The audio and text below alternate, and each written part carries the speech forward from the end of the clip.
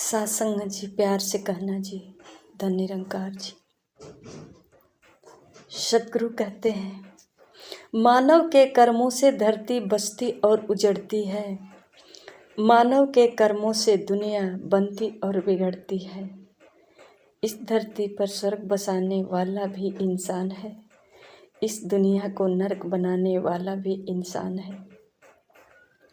सत्संग जी, अगर ये विचार आ जाए कि मैं तो मानव हूँ, मेरा तो शरीर इंसान का है, जानवर का तो नहीं है, तो फिर मेरी जिम्मेदारी है कि मैं इस धरती को उजड़ने ना दूँ, इस धरती को नरक नहीं बनने दूँ। धरती उजड़ती है, धरती नरक बनती है, या धरती पे बसने वाले लोग का जीवन जो जब तक जितना समय तक रहते हैं, लड़ाई झगड़ा कलह कलेश, तेरा धर्म मेरा धर्म, तेरा जाति मेरा जाति, इन्हीं सब भेदभाव में लड़ते झगड़ते अपना सुख चैन सब कुछ खो देते हैं। दुख से सिमट करके तड़प तड़प करके अपना दम तोड़ देते हैं। कहते हैं जिंदगी नरक बन गई। इसका क्या कारण है? क्या इंसानियत नजर नहीं आई? इंसान का चोला पाने के बाद भी इसमें मानवता नहीं आया, इंसानियत नहीं आई। क्या कारण है? ये इंसान को इंसान की तरह जीने की कला नहीं आई। इंसान का चोला तो है, पर जानवरों की तरह व्यवहार रहा, पशुओं के तरह स्वभाव रहा, तो फिर ये जीवन स्वर्ग कैसे बन सकता है? ये धरती स्वर्ग कैसे बन सकती है? कैसे धरती बस सकती है? अगर ये समझ आ जाए कि किसी को मारना एक जानवर का काम है, तो मैं तो जानवर तो नहीं हूँ। तो फिर कहते हैं प्रेम दया सद्भाव जहाँ है, सुख का वहाँ बसेरा है, दुराचार दुर्भाव जहाँ है, वहाँ दुखों का डेरा है। इंसान के अंदर अगर दया नहीं, प्रेम नहीं, सद्भाव नहीं, तो फिर इस चोले में कोई जरूर शैतान है। ये दिख तो रहा है कि इंसान का चोला है, पर इसके अंदर का जो स्वभाव है, जो कर्म है, वो जानवर की जैसा है। कहीं जानवर की आत्मा तो नहीं इंसान में आ गई? सत्संग जी, समदृष्टि समभाव से जीना सबको जब आ जाएगा, प्यार ही बरसेगा हर्षु, फिर बैर नफरत नजर न आएगा। हर किसी को चाहत यही है कि मेरा जीवन सुखी हो जाए, मैं हर पल खुशहाल रहूं। शायद कोई है जो चाहता है कि मैं मार मिटा दूं सबको। हर समय उसके ख्याल में यही आता है कि मैं किसी को नुकसान पहुंचाऊं, मार दूं, मिटा दूं, उसको दिखा दूं, समझा दूं, बता दूं। हर समय केवल यही भाव। तो सत्संग जी, उसे थोड़ा विचार कर लेना चाहिए। प्रभु से प्रार्थना करना चाहिए कि प्रभु, ये मानव का शरीर आपने दिया तो जरूर है, पर इसके अंदर कभी किसी का उपकार का भाव नहीं आया, कभी किसी का दर्द हरने की चेष्टा नहीं की, हमने कोशिश ही नहीं की। किसी का तकलीफ को देख करके हमारे अंदर तकलीफ नहीं हुआ, दर्द नहीं हुआ, ऐसा भाव प्रकट नहीं हुआ कि मैं किसी का सहायता कर पाऊँ। हर समय नुकसान करने का ही भाव बना रहता है। क्या यही इंसानियत है? क्या यही इंसानी जीवन है?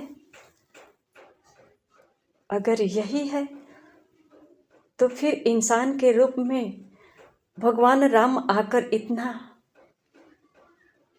धर्म क्यों किया? फिर इस इंसान के रूप में भगवान कृष्ण आकर के भगवान कैसे कहा गए? राम कैसे भगवान, मर्यादा पुरुषोत्तम राम कैसे बन गए? ये पूजनीय कैसे बन गए? अगर ये इस शरीर को धारण करके पूजनीय बन गए, बुद्ध जी बन गए, गुरु नानक जी बन गए, कबीर साहब बन गए, रविदास जी बन गए, मीरा जी बन गई, सबरी जी बन गई, ये सारे पूजनीय बन गए, सबकी आज तक पूजा हो रही है। ये सब तो मानव के ही शरीर में थे। तो मैं ऐसा क्यों व्यवहार कर रहा हूँ जो लोग इस शरीर को घसीट करके भी ले जाएं जानवर के भांति? तभी कोई बुरा नहीं है, क्योंकि इस शरीर से कोई अच्छा कार्य नहीं हुआ है। इस शरीर से जब हम किसी का अच्छा नहीं किया है, हित नहीं किया है, तो फिर कौन छुएगा इस शरीर को? कौन सीने से लगाएगा? कौन इसे अपनाएगा? कौन इसे उठाकर अपने कंधे पे ले जाएगा? फिर तो इसको कहीं न कहीं बूटे बूटे या तो गाड़ी से या किसी दुर्घटना में इसका रिद्धि सिद्धि हो जाएगा, क्योंकि इस शरीर से कभी कोई अच्छा कार्य नहीं हुआ है।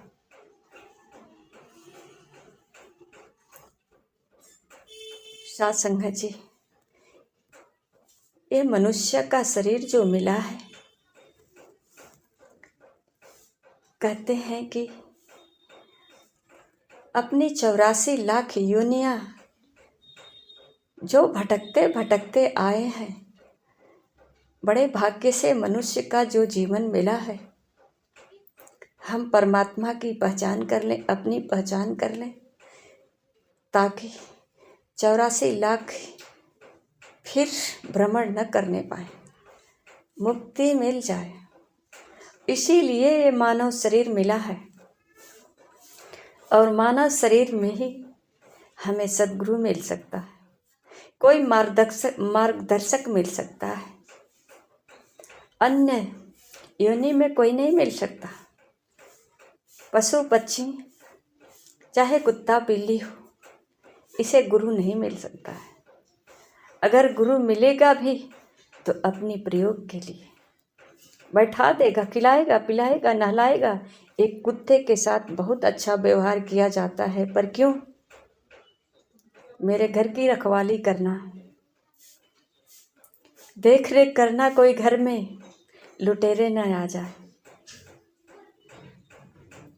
इसलिए रखवाली करने के लिए तुझे रखा गया। तुम मेरे घर का सदस्य नहीं हो कि आराम से बिस्तर पर सो जाओ। साथ संगत जी,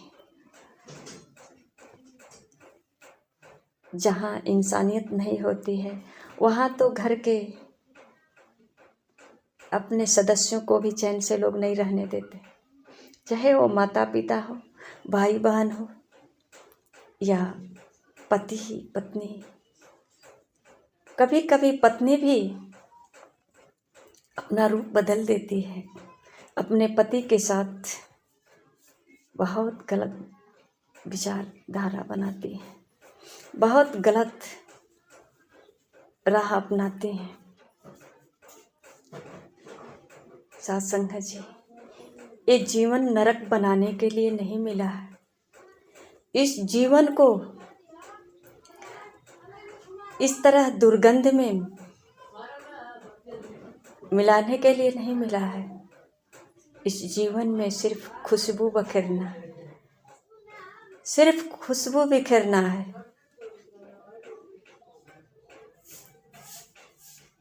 क्योंकि इस मानव जीवन को कभी भगवान को भी जरूरत पड़ जाता है, इस पर कलंक न लगने पाए।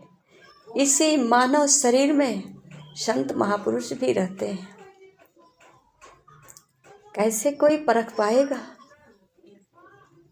कौन संत है? अगर इस तरह से हमारा विचारधारा बदलता जाए। साध संगत जी, जिस देवी देवता का पूजा करते हैं, इसे न कभी देखे हैं, न कभी जाने हैं, न सहायता करते देखे हैं, न कभी इनसे बातचीत हुई है। जो संसार में हमारा सहायता करता है, जो हमारे साथ है, इससे तो हमारा कभी बनता नहीं। इसका तो हमने कभी पूजा किया ही नहीं, इससे तो कभी प्रेम किया ही नहीं। आइए हम कभी इनका भी पूजा करके देख लें। निरंकारी मिशन का एक नारा है कि नर सेवा नारायण पूजा। नर में ही नारायण है। क्या पता किस भेष में कब प्रकट हो जाएंगे। क्या प्रहलाद जी के माता पिता को संतुष्टि मिली प्रहलाद से? अगर संतुष्टि मिलती प्रहलाद जी के पिताजी को कि मेरा बेटा इतना संस्कारी है, तो फिर इस तरह का उनका मृत्यु नहीं होता। फिर अपने ही बेटे के कारण ऐसा उनका इस संसार में लोग कितना उनको जो है नीची दृष्टि से देखते हैं, बेटे के ही कारण या उनके स्वभाव के कारण। साध संगत जी, अगर हमारे अंदर अज्ञानता है, हमारे मन में भ्रमों का अंधकार है, तो इस भ्रम को दूर कर लेना चाहिए। अगर कुछ संशय है तो इसको निकाल दीजिए और इस भ्रम से मुक्त हो जाइए। मुक्त हो करके जीवन जिए, खुश हो करके जीवन जिए। इस जीवन में अगर हम खुशियाँ नहीं प्राप्त कर पाए तो धन कमाने का कोई अर्थ नहीं है। सिर्फ धन कमाना एक उदाहरण है। जिस तरह हम सुबह शाम घर में झाड़ू लगा करके सारे कचड़े एक जगह इकट्ठे कर दिए, उसी तरह अपने पसीने बहाकर, दिमाग खटाकर, शरीर को सता करके रुपया पैसा धन एक जगह इकट्ठा कर दिया। और अगर आज ही सांस टूट गई तो फिर सारे धन धूल के समान हो गए। साध संगत जी, वर्तमान में धूप, वर्तमान में हवा, वर्तमान की पानी, सब वर्तमान की है, तो मेरी खुशियाँ भविष्य पे क्यों टिकी है कि बाद में खुशी भोग लेंगे, बाद में हम सुख भोगेंगे। आज परिश्रम कर लेते हैं।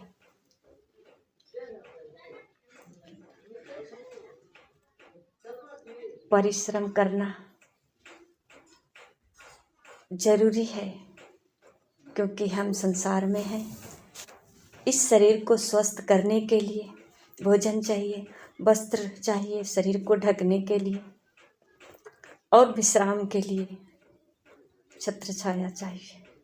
इसके लिए हम परिश्रम जरूर करेंगे, पर इतना नहीं कि अपने आप को खो दें, इस मिट्टी में मिला दें। शरीर को तो मिला ही रहे हैं, मैं कौन हूँ ये भी नहीं जाना। इसको भी इस कंकड़ के साथ कंकड़ बनाकर रख दिया। सद्गुरु कहते हैं, जिस ज्योति का अंश तू मानो, उस ज्योति को पहले जान। पहले तू कौन है किस ज्योति का तू अंश है उसे जान। और ये जानकारी सिर्फ तत्वदर्शी गुरु ही दे सकता है, जो तत्वों से पहचान कराए, आत्मा और परमात्मा का मिलन कराए। तुम कौन हो ये रहस्य बताए, ये राज खोले। तू परमात्मा का अंश है, ईश्वर अंश, जीव अविनाशी, चेतन अमल सहज सुखराशि। तो ईश्वर का अंश है, कोई साधारण नहीं है। ये शरीर नहीं है, ये शरीर से परे है। शरीर से ऊपर उठो, तुम्हारे अंदर सब कुछ गुण और अवगुण भरा है, पर कब किसका प्रयोग करना है इसे जानो। अगर घर परिवार के साथ क्रोध करते हो तो क्रोध की अग्नि में सब जलकर खाक हो जाएगा। ना चैन रह जाएगा, ना खुशियाँ रह जाएगी, अपने पास भी नहीं रहेगा, परिवार के पास भी नहीं रहेगा, ना कोई सुख भोग पाएगा, ना कोई चैन से रह पाएगा। हमारे पास एक और धन है, प्यार। इस प्यार को अगर हम खर्च करते हैं परिवार पे तो सब लोग खुशहाल हैं, हम भी खुशहाल हैं। सब लोग चैन से जी रहे हैं, हम भी चैन से जी रहे हैं। इस प्यार में इतनी शीतलता है और दया, करुणा। कहते हैं दया धर्म की मूल है, पाप मूल अभिमान। अगर दया ही धर्म है तो हमारे अंदर दया जरूर होना चाहिए। जातिवाद नहीं कि मैं ठाकुर हूँ, ब्राह्मण हूँ, क्षत्रिय हूँ या शूद्र, वैश्य, हरिजन, यादव, कोयरी, भर, कुछ भी नहीं। फिर कौन हो? ईश्वर का अंश, इंसान हो। इंसान का चोला मिला है ईश्वर को जानने के लिए और जानकर एक होने के लिए। एक को जानो, एक को मानो और एक हो जाओ। एक को सुमिरो नानका जो जल थल रहा समाए, दूजा काहे सुमिरिए जो जमते ही मर जाए। गुरु नानक जी कहते हैं एक ही है परमात्मा जो जल थल सब जगह समाया हुआ है, सब में व्याप्त है, सर्वव्यापी है। Omni present, omniscience, omni potent. परमात्मा सर्वशक्तिमान है, सर्वज्ञ है, सर्वव्यापी है, सब जगह है। क्या मेरे परिवार में नहीं है? सब में है, बच्चों में भी है, पति में है, पत्नी में है, माता पिता सब में है। अगर एक जगह नहीं है, कहाँ? हमारे भावों में। अगर भाव में है तो सब में है, भाव में नहीं है तो कहीं नहीं है। और ये भाव सद्गुरु कहते हैं कि नित्य प्रति सत्संग में आकर सेवा भाव कमाना है। रचना से हर कीर्तन गाना, आँख से दर्शन पाना है। ये आँखें जो मिली है ना, इस संसार का जो दर्शन कर रही है, इस संसार में केवल गलत ही क्यों दिखाई देता है? ये तो दर्शन की बात कही गई है। दर्शन करना और देखना अंतर है। सत्संग जी, सारे शास्त्रों हम पढ़ते रह जाएंगे, पन्ना पलटते पलटते पलटते एक दिन जीवन पलट जाएगा, पर खुशियाँ नहीं मिलेगी। इस पन्नों में खुशियाँ नहीं है, इन शास्त्रों में खुशियाँ नहीं है। जिन्होंने प्राप्त किया उन्होंने इस शास्त्रों में दर्शाया, राह दिखाया कि इसी राह से मैं आया हूँ तो मुझे खुशियाँ मिली है, मेरा जीवन में खुशहाली आई है, मेरा जीवन में बदलाव आया है। बस वो अपना राह दिखाया है। अब सोच लो कि ये राह सही है क्या? इस राह को अपना पाओगे? इस राह पे चल पाओगे? तो चल कर देख लो। इसको दोहराने से कुछ नहीं मिलता है। शास्त्रों को पढ़ लेने से, दोहरा लेने से, रटने से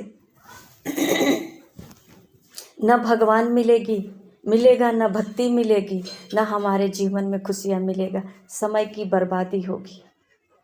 ये सच है। अगर झूठ लग रही है तो देख लो, पूरे दिन बैठकर माला फेरो, राम राम कहो, सारे दिन बैठकर हाथ पे हाथ रखकर बैठ जाओ, माला फेरो। या तो फिर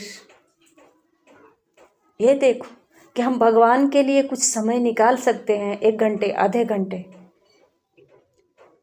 संतों के साथ बैठते हैं, संतों का संग करते हैं, क्योंकि हमारा संस्कार, हमारा विचार में बदलाव आए। क्योंकि ये समाज, ये संसार में तरह तरह का विचारधारा है। कहते हैं जैसी संगत वैसी रंगत। और सच में अगर हमारे अंदर थोड़ा भी विचार करने की शक्ति है तो विचार कर सकते हैं। क्योंकि हर लोग दूध नहीं पीते, हर लोग दारू भी नहीं पीते, हर लोग मांस नहीं खाते, हर लोग लड़ाई झगड़ा नहीं करते। बहुत से संस्कारी लोग हैं, बहुत से दुराचारी लोग हैं, बहुत से परोपकारी लोग हैं। इस संसार में हमें किसके साथ रहना है, किसका स्वभाव से अपने स्वभाव को बदलना है। क्या दारू पीना चाहते हैं तो भट्टी पे चले जाएं, वहाँ भी बहुत अच्छे अच्छे धनवान लोग जाते हैं और पी करके स्वर्ग में जाते हैं। चले जाएं वहाँ। जुए के अड्डे पे जाएं, वहाँ भी वो लोग भी बहुत आनंदित रहते हैं। पर देख लेना कि ये खोखला किधर से हो रहा है, दिख रहा है कि नहीं? दारू पीने वाला, जुआ खेलने वाला,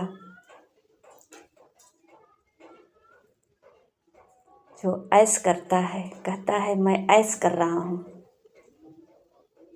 काम वासनाओं से जो लिपटा हुआ है, वो किधर से खोखला हो रहा है। उसके पास बैठना पर उसे आंकने के लिए, उसका प्रभाव पड़ने मत देना, पर ये देखना कि ये सच में कहीं से खोखला हो रहा है, ये अपना जीवन चौपट कर रहा है या जीवन बना रहा है। अगर बना रहा है तो हम भी शामिल हो जाएं, उसके रंग में रंग जाएं, अपना भी जीवन बना लें। अगर ऐसा थोड़ा भी समझ आया कि ये तो अपना जीवन चौपट कर रहा है, तो सतर्क हो जाओ, हट जाओ। कहाँ से अब जीवन अच्छा शुरू होगा, ऐसा स्थान आप स्वयं निर्धारित कर सकते हैं, क्योंकि प्रभु ने आपको सोचने समझने की शक्ति दी है। आप चेतन हो, अमल हो, सुख राशि हो। शासन है जी, ये शास्त्र हमारे लिए मार्गदर्शन है। कुछ सीखना चाहते हैं इसलिए पढ़ सकते हैं, इसमें कुछ जानना चाहते हैं तो पढ़ सकते हैं, पर पढ़ करके विचार करना होगा। जैसा कि गोस्वामी तुलसीदास जी लिखे हैं, नियरे है सूझत नहीं, तुलसी ऐसे जिंद। तुलसी इस संसार को नियरे है सूझत नहीं। क्या नियरे है? नियरे है सूझत नहीं, धिक धिक ऐसे धिक्कार रहे हैं, ऐसे जिंद। ये इंसान को, इस जीवन को कह रहे हैं कि धिक्कार है, जो नियरे है, समझ नहीं पा रहा है, जान नहीं पा रहा है। कहते हैं तुलसी इस संसार को हुआ मोतियाबिंद, ये पूरे संसार को मोतियाबिंद हुआ है। इसको सत्य दिखाई नहीं दे रहा है। क्यों? आंखें तो सब कुछ देख रही है, खा पी रही है, अच्छा से चुनाव कर रही है क्या खाना चाहिए। फिर क्यों लिखा गया है शास्त्रों में इस पर थोड़ा सा विचार कर लेना चाहिए। शास्त्र सिर्फ पढ़ कर के भक्तिपूर्ण नहीं है, ये कुछ कर्मों में उतरना होगा। जैसे कि अगर कहीं पे लिखा है कि नदी है, नदी के ऊपर पुल है, पुल पार करके आगे से आपको इस गांव में जाना है, तो हम इसको पढ़ते रह जाएंगे। नदी है, नदी पर पुल बनी हुई है, पुल को पार करके जाना है, या फिर नाव में बैठ करके नदी को पार करना है, किनारे पर जा करके आपका वो मंजिल मिलेगा, गांव मिलेगा। तो सिर्फ इसको पढ़ लेने से तो मिलेगा नहीं, या तो हमें पुल पार करनी होगी, या तो फिर नाव में सवार हो करके ये नदी का यात्रा करना होगा, तब हम किनारे पर जाएंगे, हमारी मंजिल मिलेगी। क्या ये सत्य है या झूठ है? शास्त्र पढ़ लेना हमारा नदी का यात्रा पूरा हो जाएगा, हमारी मंजिल मिल जाएगी। साथ संगत जी, पढ़ना कोई गलत नहीं है, अच्छा है। किताब चाहे वो धार्मिक हो, इतिहास हो, जो भी हो, पढ़ने के लिए ही तो लिखा गया है। पढ़ेंगे, समझेंगे, समझने की कोशिश करेंगे, जानेंगे क्यों लिखा गया है, लिखने वाला का भाव क्या रहा होगा। एक मंदिर बनाने वाला का उद्देश्य क्या है, क्यों मंदिर बनवाया है? कि लोगों को भक्ति करना आसान हो जाएगा, लोग आएंगे इस मंदिर में, बैठकर पूजा पाठ करेंगे, हार फूल चढ़ाएंगे। उसे क्या मिलेगा? जो मंदिर बनवाया है, मंदिर के ऊपर अपना नाम लिखवाया है। अगर वो चाहता तो मंदिर का पैसा किसी गरीब व्यक्ति को भी दे करके उसका जीवन बना सकता है, पर वो ऐसा नहीं किया। क्यों मंदिर बनवाया? क्योंकि उसका नाम होगा, जब तक ये मंदिर रहेगी उसका नाम होगा। और यही वो धर्म समझा है कि मंदिर बनाना ही धर्म है। उसके पास पैसा कितना है ये तो नहीं मालूम, पर उसका उद्देश्य सिर्फ धर्म कमाना है। धर्म क्या है ये जानना नहीं, सिर्फ कमाना। धर्म तो वहाँ भी हो सकता है, किसी पीड़ित को, बीमार व्यक्ति को हम इलाज करा दें, वो स्वस्थ हो जाएगा, तो क्या वो जब तक जिंदा रहेगा नहीं कहेगा? उसका जो शरीर है ये संसार में जब तक जीवित रहेगा, क्या वो नहीं कहेगा या किसी और से नहीं बताएगा कि फलाने व्यक्ति ने हमारा इलाज कराकर हमको स्वस्थ किया है, ठीक किया है? क्या उसकी जय जयकार नहीं हो सकती? किसी गरीब का घर जिसका छत नहीं है, जो बरसात में भीगता है, धूप में तड़पता है, ठंड में ठिठुरता है, क्या उसके लिए अगर एक कोठरी बना देंगे तो इसको संसार नहीं देखेगा? उसमें जो मूर्तियां हैं उस घर में, क्या वो मूर्तियां सुकून से सो नहीं पाएगी? वो रात भर सुकून से सोएगा, ठंड से बचेगा, धूप से बचेगा, बरसात से बचेगा। कि क्या ये हमारा धर्म नहीं? वहाँ जय जयकार नहीं होगा।